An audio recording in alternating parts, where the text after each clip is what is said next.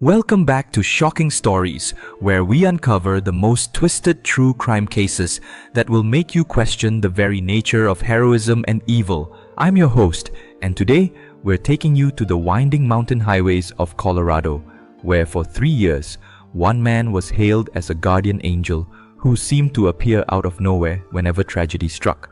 But what happens when the person saving lives is the same person taking them? If you're new here, make sure to hit that subscribe button and turn on notifications, because what you're about to hear will make you think twice about accepting help from strangers. This is the story of Marcus Webb, a 38-year-old paramedic and volunteer firefighter who became a local legend along Colorado's treacherous Interstate 70 corridor. For 3 years, Marcus was always the first responder at the scene of devastating car crashes, pulling victims from twisted metal, performing life-saving CPR, and earning the gratitude of countless families whose loved ones he had saved. Local media called him the Highway Angel, and the Colorado State Patrol recommended him for multiple heroism awards. But Detective Sarah Martinez of the Colorado State Patrol had begun to notice something troubling about Marcus Webb's remarkable string of rescues. Why was he always the first person on scene, even on remote stretches of highway where no one else traveled?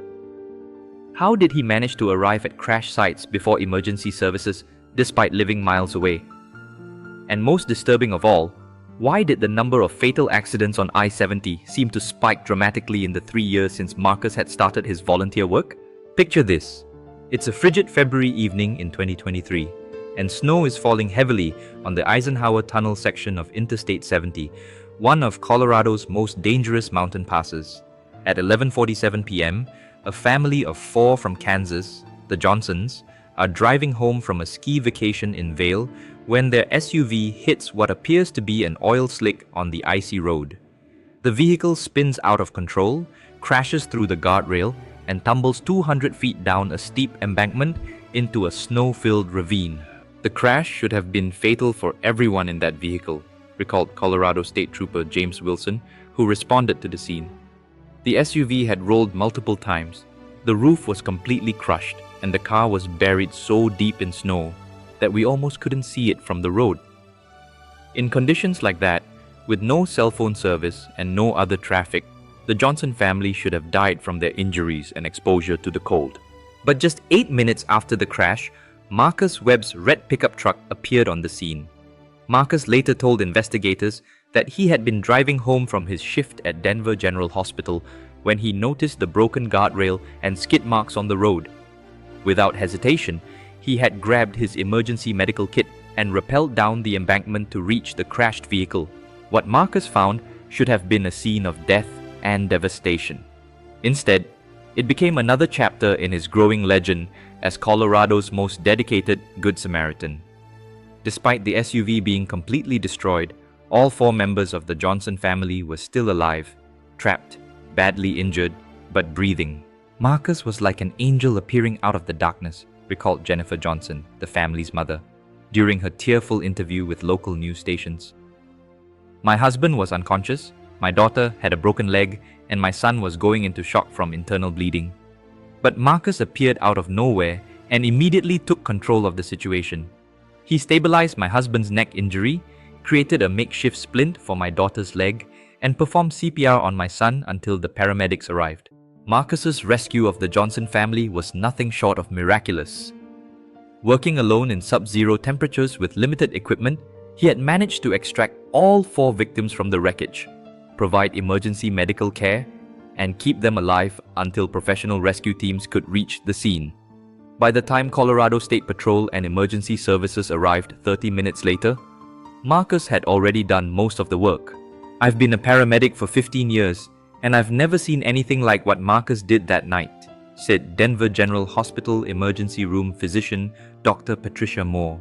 He essentially performed a multi-patient trauma response by himself in the dark, in terrible weather conditions. The Johnson family would have died without his intervention. It was the kind of rescue that makes you believe in miracles.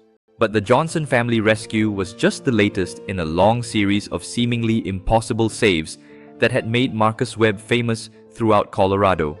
Over the past 3 years, Marcus had been the first responder at over 40 major traffic accidents on Interstate 70, saving more than 60 lives and earning recognition from the governor, the state legislature, and multiple law enforcement agencies. Marcus had an uncanny ability to be in the right place at the right time, observed Denver Channel 9 news reporter Lisa Chen, who had covered many of Marcus's rescues. It was like he had some kind of sixth sense about when and where accidents were going to happen. He would appear at crash sites before 911 calls had even been made, already equipped with medical supplies and ready to start saving lives. What do you think about Marcus's incredible track record? Does it seem too good to be true? Or do you believe some people are just natural heroes? Drop your thoughts in the comments because Detective Sarah Martinez was beginning to ask some very uncomfortable questions about Colorado's most celebrated Good Samaritan. Detective Martinez, a 20-year veteran of the Colorado State Patrol with extensive experience in traffic accident investigation, had been tracking patterns in highway accidents for years. It was her job to identify dangerous road conditions, equipment failures, and driver behaviors that contributed to crashes, so she could recommend safety improvements and potentially save lives. But when Martinez began analyzing accident data for the I-70 corridor, she noticed something that made her deeply uncomfortable. Since Marcus Webb had begun his volunteer rescue work in early 2020, the number of serious accidents on his usual patrol route had increased by over 300%. More troubling still, these accidents seemed to follow patterns that defied statistical probability. I started noticing that Marcus was always the first person on scene, even at accidents that occurred in very remote areas at odd hours, Detective Martinez explained during her later testimony. He would show up before emergency services had even been dispatched, already knowing exactly where the accident had occurred and what kind of injuries to expect.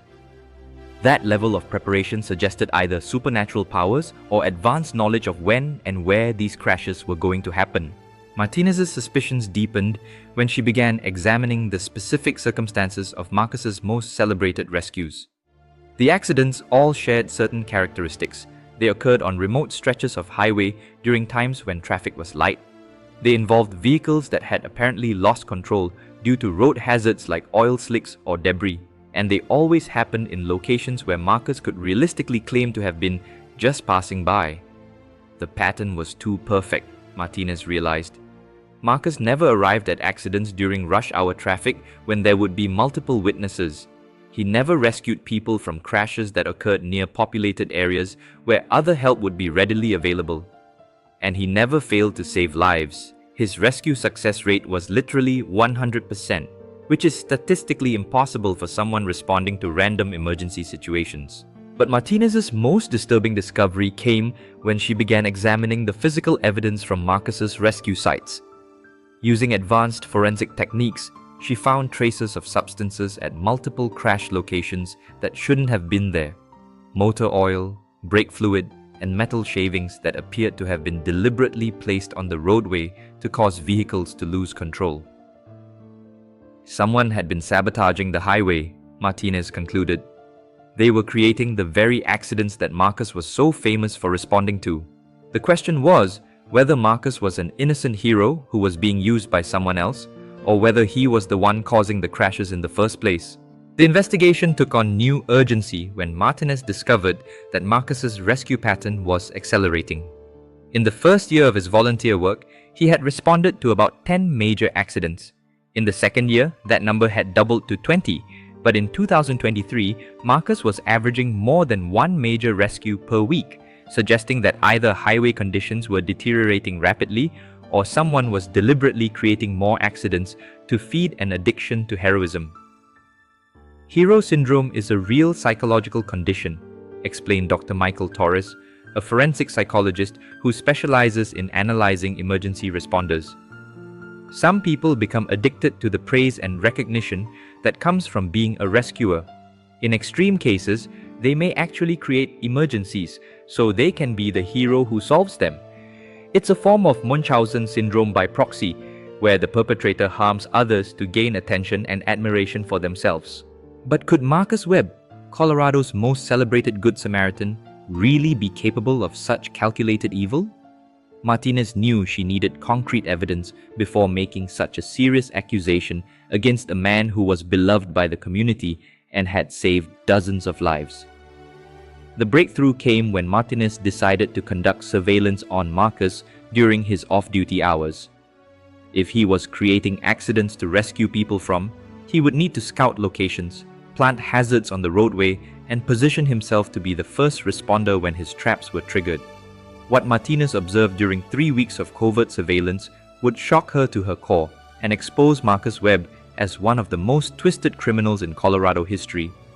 Far from being a guardian angel, Marcus was a calculating predator who had turned Interstate 70 into his personal hunting ground, creating disasters so he could play the role of savior. I watched Marcus drive the same route every night for hours, studying traffic patterns and road conditions, Martinez later testified. He would stop at remote locations and spend time examining guardrails, studying sight lines, and measuring distances. He was essentially shopping for the perfect locations to stage accidents. But Martinez's surveillance revealed something even more disturbing. Marcus was selecting his victims. He wasn't randomly causing accidents and hoping someone would crash. He was following specific vehicles, studying their occupants, and choosing families with children or elderly passengers who would generate the most sympathy and media attention when he rescued them. Marcus had a type, Martinez realized with horror. He preferred families with young children, elderly couples on vacation, or single women traveling alone. These were victims who would be most grateful for rescue, most likely to speak to the media about their heroic savior, and most likely to generate the kind of positive publicity that Marcus craved. The evidence of Marcus's guilt was mounting, but Martinez needed to catch him in the act to build a case that would hold up in court. She couldn't simply arrest Colorado's most beloved hero based on suspicious behavior and circumstantial evidence.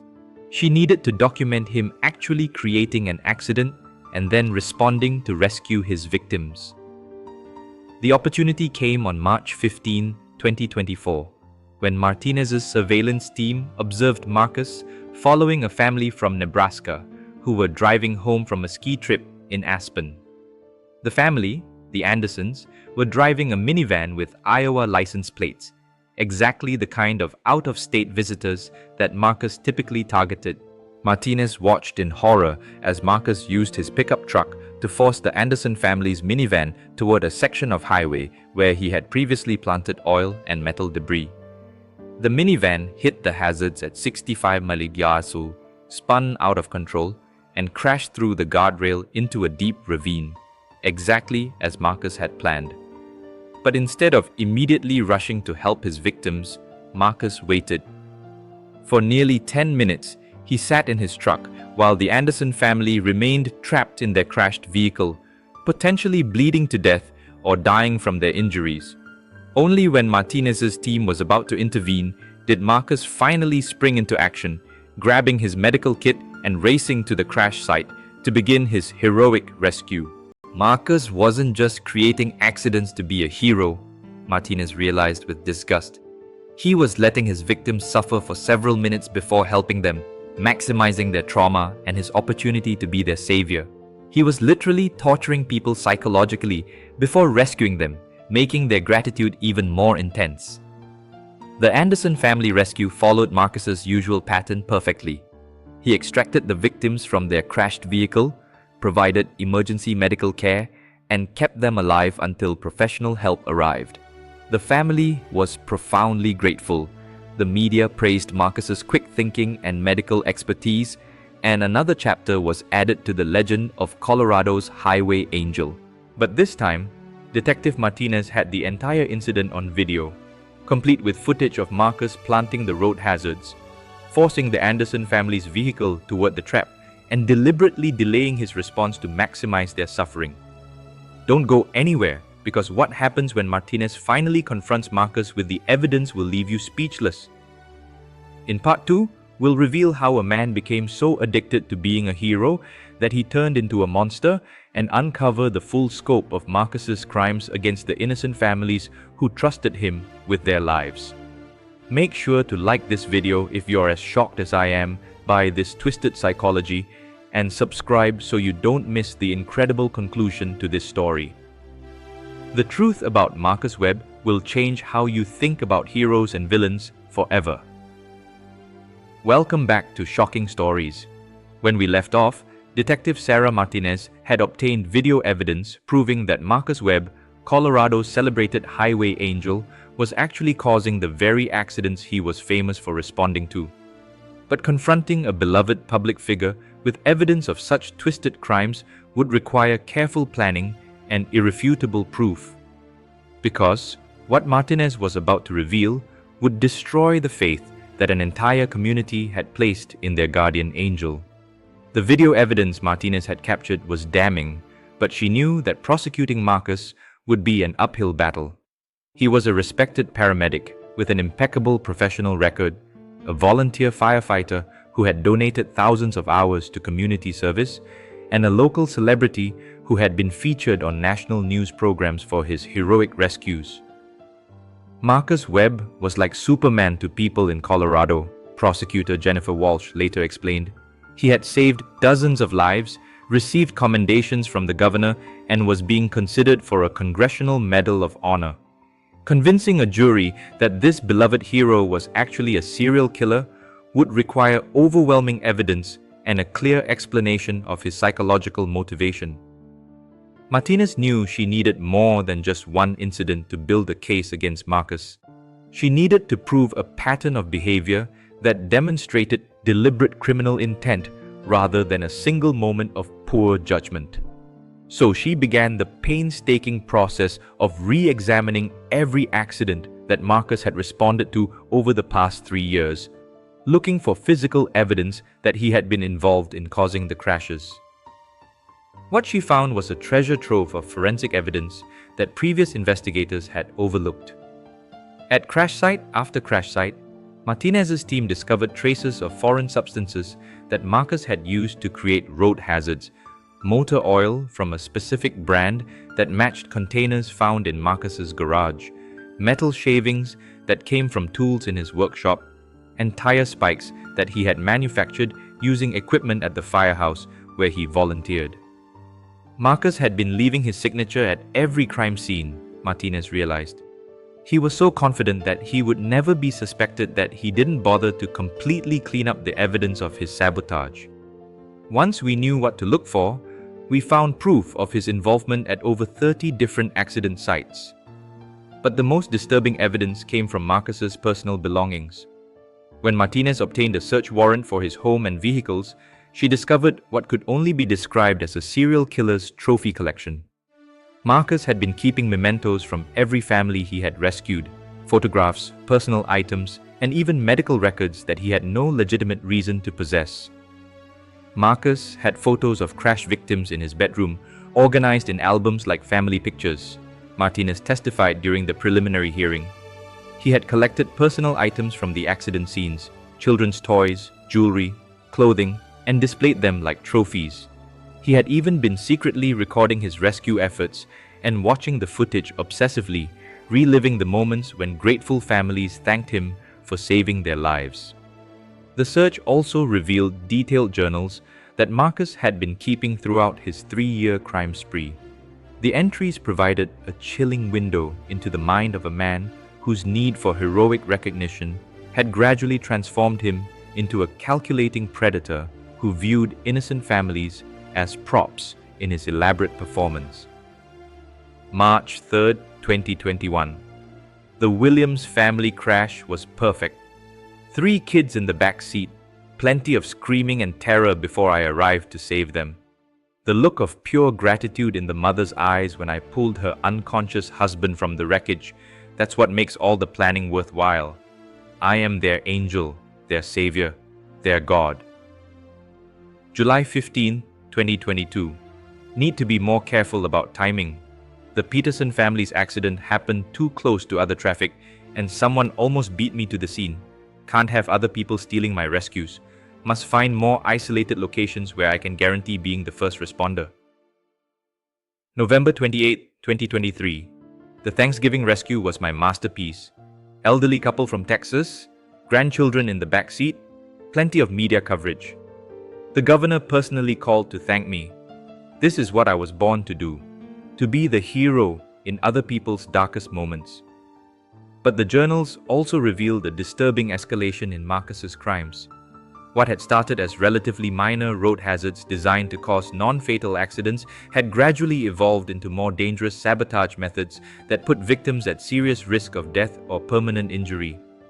Marcus was becoming more reckless and more addicted to extreme situations, explained Dr. Michael Torres, the forensic psychologist who analyzed Marcus's writings. He was no longer satisfied with simple fender benders or minor injuries. He needed more dramatic crashes, more serious injuries, and more grateful families to feed his psychological addiction to being a hero. The psychological profile that emerged from Marcus's journals and behavior patterns was deeply disturbing. He exhibited classic signs of narcissistic personality disorder, combined with what psychologists call hero syndrome, a pathological need to be seen as a rescuer or savior that can drive people to create the very emergencies they then solve. Marcus didn't see his victims as human beings, Dr. Torres observed.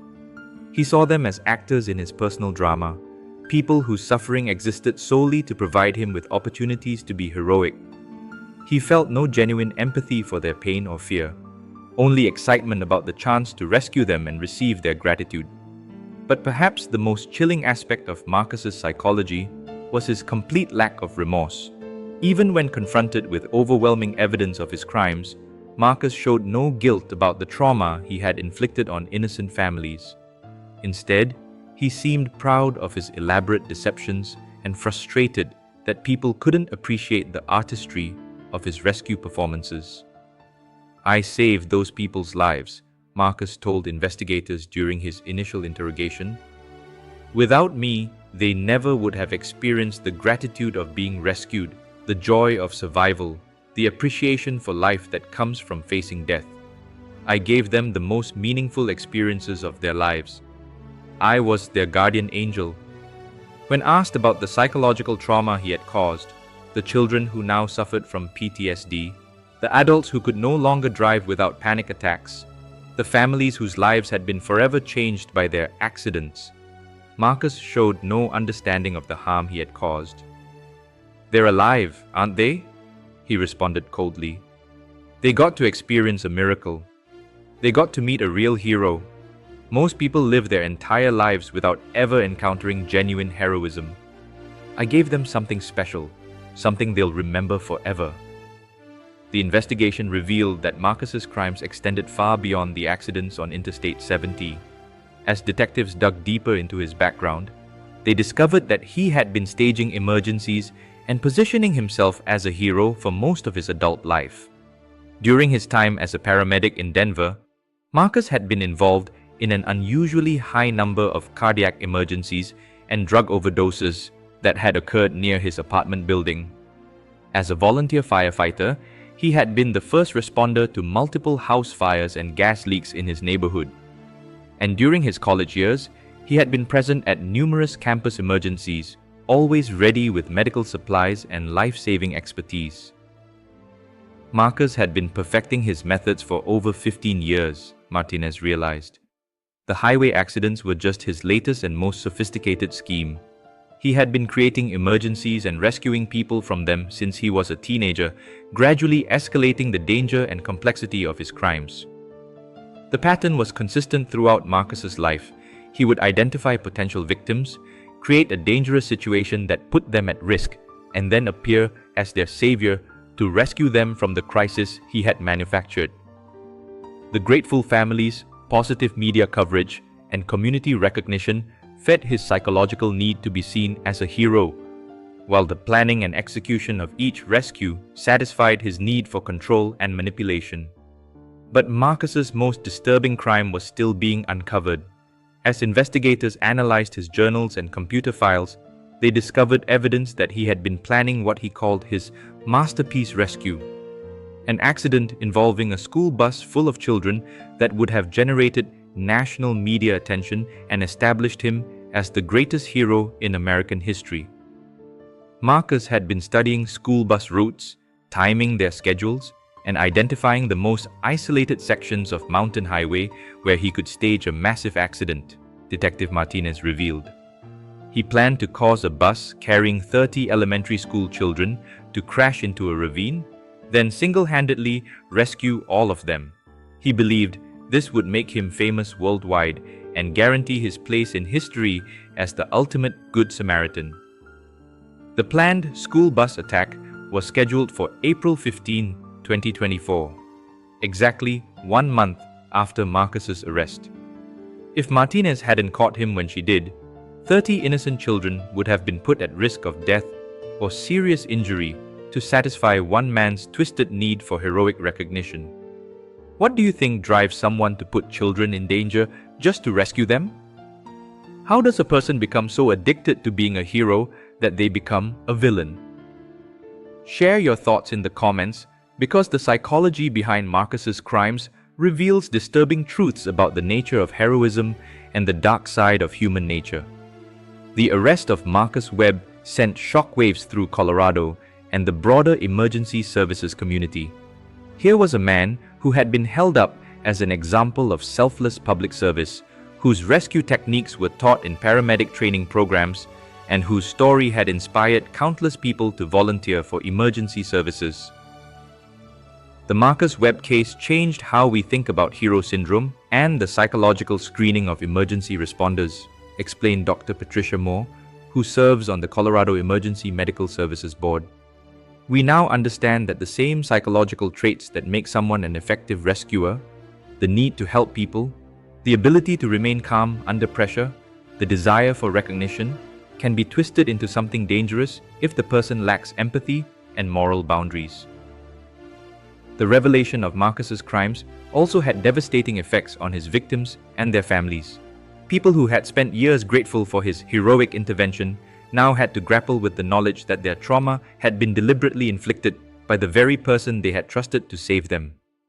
Learning that Marcus had caused our accident was almost worse than the crash itself, said Jennifer Johnson, whose family had been rescued by Marcus in the February 2023 incident. We had invited him to family dinners, sent him Christmas cards, and told everyone we met about how he had saved our lives. To discover that he was the one who put us in danger in the first place, it felt like being victimized all over again. Many of Marcus's victims required extensive psychological counseling to process the betrayal and manipulation they had experienced. Support groups were formed for the families affected by his crimes, and several victims filed civil lawsuits seeking compensation for the trauma he had caused. Marcus didn't just cause physical injuries, explained trauma counselor Dr. Lisa Martinez, who worked with many of the victims. He caused deep psychological wounds by violating the most basic trust between rescuer and victim. These families will struggle for years to trust emergency responders, to feel safe on highways, and to believe in the goodness of people who claim to want to help them. The impact of Marcus's crimes extended throughout the emergency services community, where responders struggled to understand how one of their own could have committed such acts of betrayal. Fire departments and ambulance services across the country implemented new psychological screening procedures and ongoing mental health evaluations to identify potential hero syndrome cases before they could escalate to criminal behavior. The Marcus Webb case was a wake-up call for our entire profession, said Denver Fire Chief Robert Kim.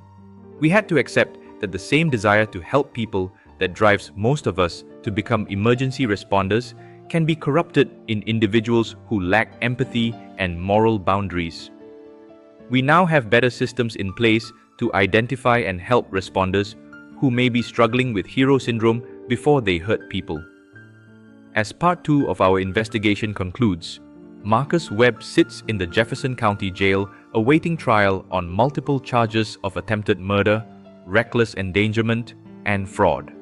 His fall from beloved hero to reviled criminal has been swift and complete, but the psychological and legal questions raised by his case continue to reverberate throughout the criminal justice system. Don't miss Part 3, where we'll explore Marcus's trial, the impact on his victims, and the broader implications of a case that challenged everything we think we know about heroes and villains. We'll also reveal whether Marcus showed any remorse for his crimes, and examine how the justice system dealt with a defendant whose actions had saved lives even as they destroyed them. Subscribe now and hit that notification bell, because the conclusion of Marcus Webb's story will leave you questioning every act of heroism you witness and wondering whether the person helping you might have ulterior motives. Let me know in the comments whether you think Marcus deserves credit for the lives he saved, even though he was the one who put those people in danger in the first place. Welcome back to the shocking conclusion of our investigation into Marcus Webb, the Colorado paramedic whose 3-year reign as the Highway Angel masked one of the most twisted criminal schemes in modern history. When we left off, Marcus had been exposed as the very person causing the accidents he was famous for responding to, and investigators had uncovered evidence of a planned attack on a school bus that would have put 30 children at risk. What happened next would test the limits of the justice system and raise profound questions about the nature of heroism, redemption, and the price of feeding one's ego with other people's suffering. The trial of Marcus Webb began on October 3, 2024, in Jefferson County District Court, presided over by Judge Patricia Morrison. The case attracted national media attention, not just because of the shocking nature of Marcus's crimes, but because it represented a completely new category of criminal behavior that challenged traditional concepts of victim and perpetrator. This case presented unprecedented legal challenges, explained prosecutor Jennifer Walsh. How do you prosecute someone who saved lives through criminal acts? How do you sentence a defendant whose victims are grateful to him even after learning he caused their trauma? Marcus Webb existed in a gray area between hero and villain that our legal system wasn't designed to handle. The prosecution's case was built around the overwhelming physical evidence that Detective Martinez had collected. Video footage of Marcus planting road hazards, forensic evidence linking him to multiple crash sites, and his own journal entries documenting his crimes. But beyond proving Marcus's guilt, Walsh faced the more complex challenge of helping the jury understand why his actions were criminal rather than heroic. Marcus Webb will try to convince you that he was a good Samaritan who happened to be in the right place at the right time, Walsh told the jury during her opening statement. But the evidence will show that he was actually a predator who created life-threatening situations so he could play the role of savior. He put innocent families at risk of death and permanent injury to satisfy his own psychological needs. That's not heroism, that's domestic terrorism. The defense team, led by prominent criminal attorney Michael Stevens, faced an almost impossible task. With Marcus's crimes clearly documented and his own journals providing detailed confessions, they couldn't argue innocence. Instead, they attempted to portray Marcus as a mentally ill individual whose hero syndrome had driven him to commit crimes he didn't fully understand. "My client is not a monster," Stevens argued. "He's a sick man whose desire to help people became twisted into something destructive." Marcus Webb genuinely believed he was saving lives and providing a valuable service to his community. His actions were wrong, but they came from a place of wanting to help, not wanting to harm. The defense brought in Dr. Michael Torres, the forensic psychologist, to testify about hero syndrome and argue that Marcus's crimes were the result of mental illness rather than criminal intent. Dr. Torres explained that individuals with severe hero syndrome can lose touch with reality and genuinely believe that creating emergencies is justified if it allows them to save lives. Marcus Webb exhibits classic symptoms of narcissistic personality disorder combined with pathological altruism, Dr. Torres testified. He was incapable of understanding that his actions were harmful because he was completely focused on the positive outcomes, the lives saved, the gratitude received, the recognition earned. In his mind, the ends always justified the means.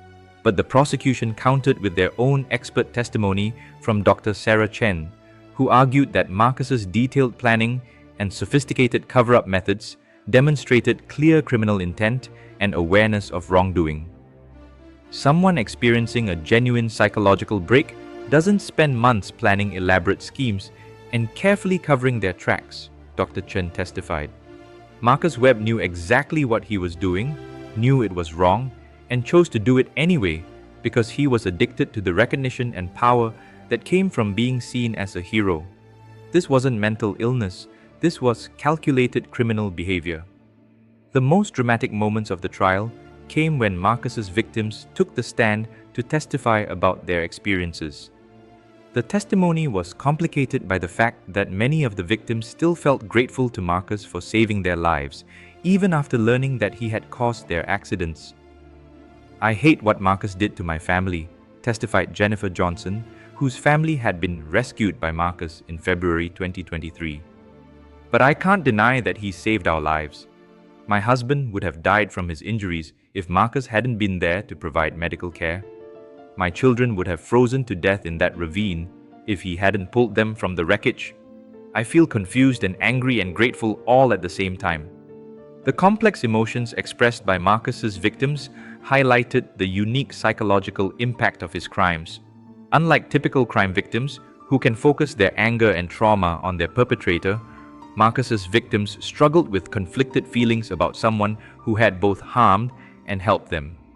"Marcus created a perfect psychological trap for his victims," explained trauma counselor Dr. Lisa Martinez. "He made them dependent on him for their survival, which created a form of Stockholm Syndrome where they felt grateful to their abuser. Many of the victims struggled with guilt about testifying against someone who had saved their lives, even though they intellectually understood that he had also put them in danger." The trial also featured testimony from Marcus himself, who insisted on taking the stand despite his attorney's advice. Marcus's testimony provided a chilling glimpse into the mind of someone whose need for heroic recognition had completely overshadowed any concern for the welfare of others. "I saved over 60 lives in 3 years," Marcus told the jury with apparent pride. "How many people can say they've made that kind of positive impact on the world? Those families got to experience miracles because of me. They got to feel the joy of survival, the gratitude of being rescued, the appreciation for life that only comes from facing death. I gave them the most meaningful experiences of their lives." When asked about the trauma and psychological damage he had caused, Marcus showed no understanding of the harm his actions had inflicted. "Everyone experiences some fear and pain in life," he responded dismissively. "At least the fear and pain I caused had a purpose. It led to rescue, to survival, to joy. Most people's suffering is meaningless. I gave meaning to their trauma by being there to save them." Marcus's complete lack of empathy and remorse shocked even experienced court observers.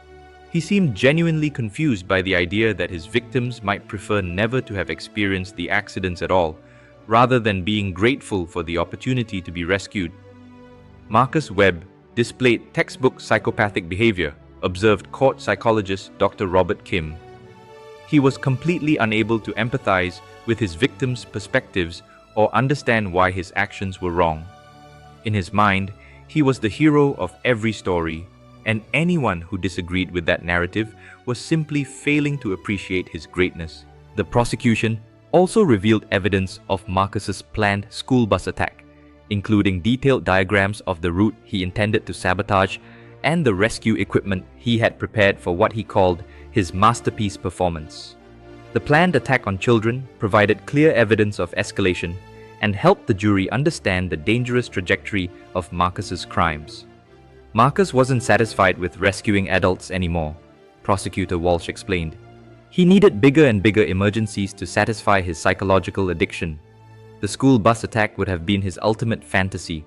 30 children whose lives he could save, national media coverage, and recognition as the greatest hero in American history. The jury deliberated for just over 6 hours before returning guilty verdicts on all charges, including attempted murder, reckless endangerment, fraud, and domestic terrorism. The speed of their decision reflected the overwhelming evidence and their horror at Marcus's complete lack of remorse. During the sentencing phase, victim impact statements from Marcus's targets and their families painted a picture of ongoing trauma and psychological damage that would last for years. Many spoke about their inability to trust emergency responders, their fear of driving on highways, and their struggles to reconcile their gratitude for being rescued with their anger at being victimized. Marcus Webb stole our sense of safety and our ability to trust people who claim to want to help us, said crash victim David Anderson. Every time I see a paramedic or firefighter now, I wonder if they're genuinely trying to help or if they have some ulterior motive. Marcus didn't just cause physical accidents, he caused psychological damage that will last the rest of our lives. Judge Morrison sentenced Marcus to life in prison without the possibility of parole, calling his crimes a profound betrayal of the trust placed in emergency responders and a calculated assault on innocent families. She noted that Marcus had shown no remorse throughout the trial and continued to view himself as a hero rather than a criminal. Mr. Webb, you have perverted the noble calling of emergency response and turned it into a tool for self-aggrandizement and ego gratification, Judge Morrison said during sentencing. You created trauma and suffering not to help people, but to feed your own psychological needs. You are not a hero, you are a predator who used people's vulnerability and gratitude to satisfy your own twisted desires. The Marcus Webb case had far-reaching implications for the emergency services community and the broader field of criminal psychology. Fire departments, ambulance services, and police agencies across the country implemented new psychological screening procedures to identify potential hero syndrome cases before they could escalate to criminal behavior. The Webb case taught us that we need to look beyond technical competence and public service motivation when evaluating emergency responders, explained Dr. Patricia Moore of the Colorado Emergency Medical Services Board. We now conduct regular psychological evaluations, monitor response patterns for suspicious activity, and provide mental health support for responders who may be struggling with hero syndrome or other psychological issues. The case also led to new legal precedents for prosecuting crimes motivated by hero syndrome. Prosecutors in other jurisdictions have used the Webb case as a model for charging defendants who create emergencies to position themselves as rescuers, and mental health professionals have developed better diagnostic criteria for identifying and treating hero syndrome before it becomes criminal.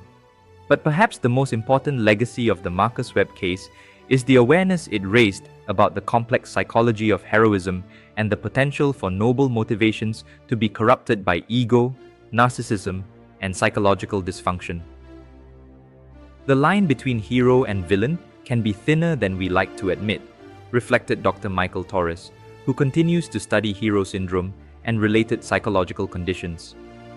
The same traits that make someone an effective rescuer, the need to help people, the ability to take charge in emergencies, the desire for recognition, can become dangerous if they're not balanced by genuine empathy and moral boundaries. Marcus Webb remains in Colorado State Penitentiary, where he continues to maintain his innocence and insist that he was providing a valuable service to his community. Prison psychologists report that he shows no signs of genuine remorse or understanding of the harm he caused, and he continues to view himself as a misunderstood hero rather than a criminal. Marcus still believes he was doing good, said prison psychologist Dr. Janet Williams. He talks about his rescues with pride and seems genuinely confused by the fact that people view his actions as criminal. He represents a particular type of narcissistic criminal who is incapable of seeing beyond his own need for admiration and recognition. The victims of Marcus's crimes continue to struggle with the psychological aftermath of their experiences. Support groups have been formed for families affected by his actions, and several victims have become advocates for better screening of emergency responders and increased awareness of hero syndrome. We're working to make sure that what happened to us doesn't happen to other families, said Jennifer Johnson, who now serves on the board of directors for the Colorado Emergency Response Ethics Foundation. Marcus took advantage of our trust and gratitude, but we're going to use our experience to help protect other people from predators who hide behind the mask of heroism. As our investigation into the Marcus Webb case concludes, we are left with disturbing questions about the nature of heroism, the psychology of helping behavior, and the potential for even the most noble motivations to be corrupted by ego and narcissism. Marcus Webb's story serves as a cautionary tale about the dangers of unchecked hero syndrome and the importance of looking beyond public personas to understand people's true motivations. His 3-year reign as Colorado's highway angel may have saved lives, but it also destroyed trust, caused trauma, and revealed the dark side of humanity's desire to be seen as special and important. The Marcus Webb case reminds us that true heroism is selfless and expects no recognition, concluded Detective Sarah Martinez, who now works with other law enforcement agencies to identify potential hero syndrome cases. Real heroes save lives because it's the right thing to do, not because they want praise or media attention. When someone's need for recognition becomes more important than the welfare of the people they claim to be helping, heroism becomes predation. If this incredible story has moved you as much as it has moved us, please like this video and share it to help raise awareness about hero syndrome and the importance of psychological screening for emergency responders. Subscribe to Shocking Stories for more investigations that expose the hidden darkness that can lurk behind even the most admirable public facades. Marcus Webb may have saved 60 lives during his criminal career, but he also destroyed the trust and sense of safety of dozens of families who believed they had encountered a guardian angel on Colorado's dangerous highways. His legacy serves as a reminder that sometimes the most dangerous people are those who convince us they're trying to save us, and that true heroism can only exist when it's motivated by genuine love for others rather than love for oneself.